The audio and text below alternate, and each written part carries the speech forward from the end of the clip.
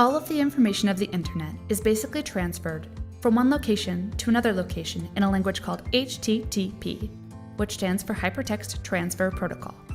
Now, HTTP by itself is unprotected and susceptible to internet tricksters and thieves. So a technology called SSL, or Secure Sockets Layer, was developed to protect the information traveling on the internet. When HTTP is being protected by SSL, it inherits the letter S, which means it's secure. SSL keeps your information secure in two separate ways. The first is by encrypting your data.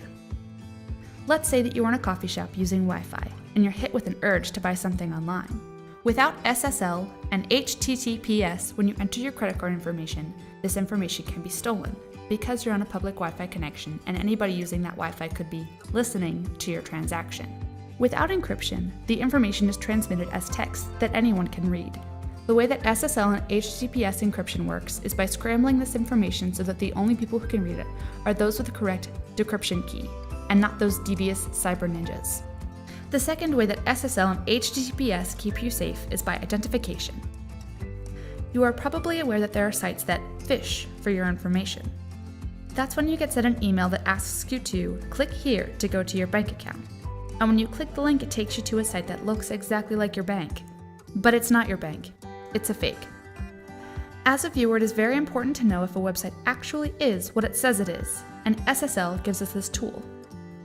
Let's say you accidentally followed one of these phishing links and it takes you to emmasan.com.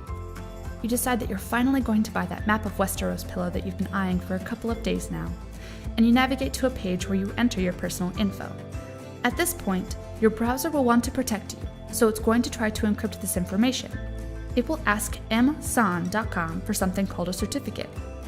A certificate is simply a way of validating that a site really is what it says it is.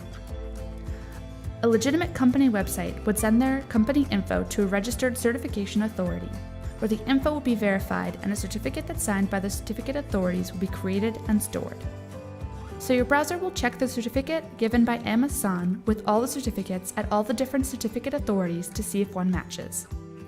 If the certificate doesn't match any signed certificates, or if the certificate is expired, or if the certificate has been issued by an unknown authority, an alert will pop up in your browser informing you what is wrong with the site certificate and cautioning you against submitting your information. That's how HTTPS and SSL work together to keep you safe.